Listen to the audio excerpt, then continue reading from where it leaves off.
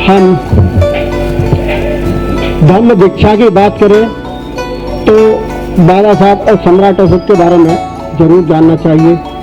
तो सम्राट अशोक की न्याय व्यवस्था की आज के समय में जरूरत है।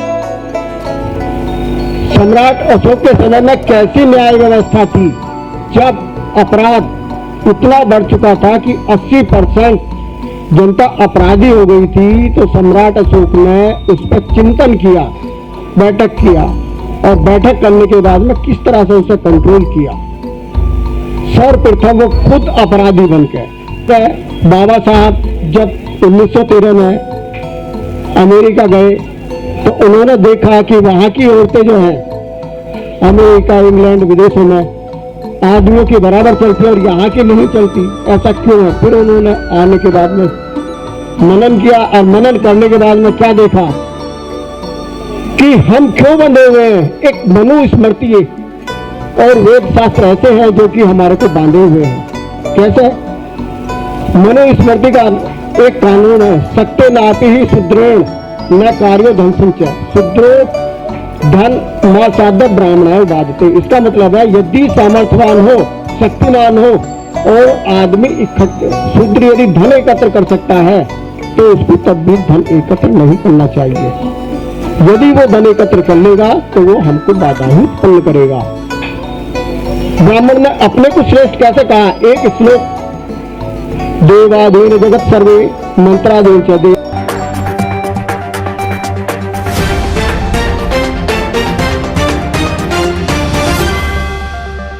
जो बताना चाहता था समय उसके लिए नहीं रहा, परंतु कुछ ना कुछ चीजें जरूर मैं बताऊंगा, क्योंकि यदि हम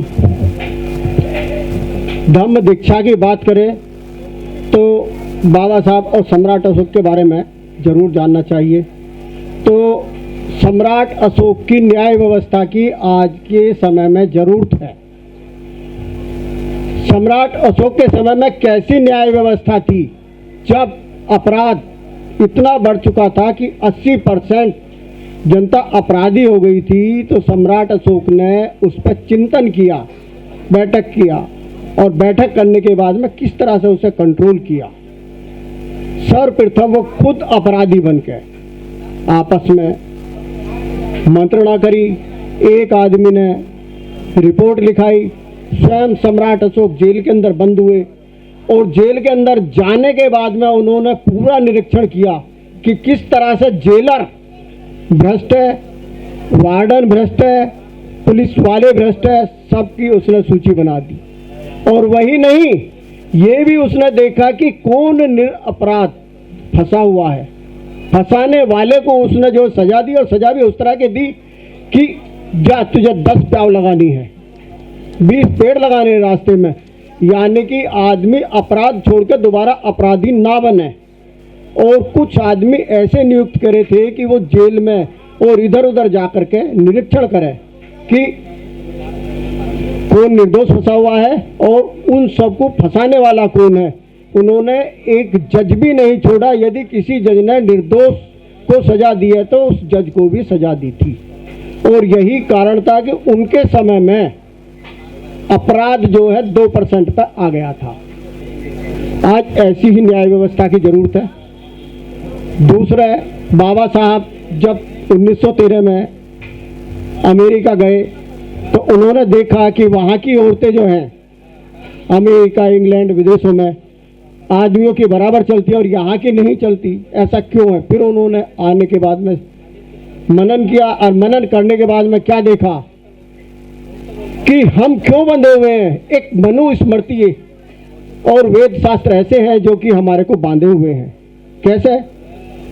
मनुस्मृति का एक कानून है, सत्य नापि ही सुदृढ़ न कार्यो धन संचय, सुदृढ़ धन मां साध ब्राह्मण बाधते। इसका मतलब है यदि सामर्थ्यवान हो, शक्तिमान हो और आदमी शूद्र यदि धन एकत्र कर सकता है तो उसको तब भी धन एकत्र नहीं करना चाहिए। यदि वो धन एकत्र कर लेगा तो वो हमको बाधा ही उत्पन्न करेगा। ब्राह्मण ने अपने को श्रेष्ठ कैसे कहा? एक श्लोक, देवाधीन जगत सर्वे मंत्राधीन च देवता, ये च मंत्रा ब्राह्मण देना तस्मात् ब्राह्मण देवता।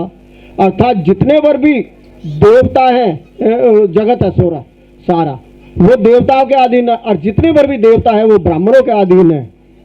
ब्राह्मण किसके अधीन है? मंत्रों के अधीन है। मंत्र किसने बनाए? ब्राह्मणों ने। सारे मंत्रों की रचना ब्राह्मणों ने की, इसलिए सारे मंत्र ब्राह्मणों के अधीन है। और ब्राह्मण सबसे सर्वश्रेष्ठ है, उससे ऊपर ना कोई भगवान है ना कोई देवता है। अपने को सबसे ऊपर रखा, इन्होंने धर्म बनाया। इसीलिए जब बाबा साहब ने ये सब चीजें देखी, देखने के बाद में सन 1917 में साउथ बरो कमीशन की घोषणा हुई थी। सन 1918 में साउथ बरो कमीशन भारत आया और बाबा साहब ने मात्र 27 वर्ष की उम्र में 4 मांगों का एक मांग पत्र उस कमीशन को दिया। उसमें था क्या जी? उसमें मांग पत्र था क्या? Separate activated representation, separate electorate, dual voting प्रणाली और एडल्ट फ्रेंडाइजी, जो कि हमारे समाज के लिए एक ये था कि हमारा पृथक निर्वाचन होना चाहिए, पृथक निर्वाचन और ड्यूअल वोटिंग, जो कि अहम चीज थी। हमें जो है सांप्रदायिक पचाट के माध्यम से मिली थी, जिसके विरोध में महात्मा गांधी ने आमरण अनशन किया था। वो कि हमें अपनी सीट पर अपना वोटिंग करेंगे और दूसरों की सीट पर जो है हमारा वोटिंग भी होगा और दूसरों का भी होगा। ये ड्यूअल वोटिंग का था। और एडल्ट वोट आई थी, उससे जो है पहले जो वोट कर सकता था सिर्फ गिने चुने आदमी ही, ग्रेजुएट, और एक संपत्ति की बात आती कि जिससे इतनी संपत्ति होगी वही वोटिंग कर सकता है।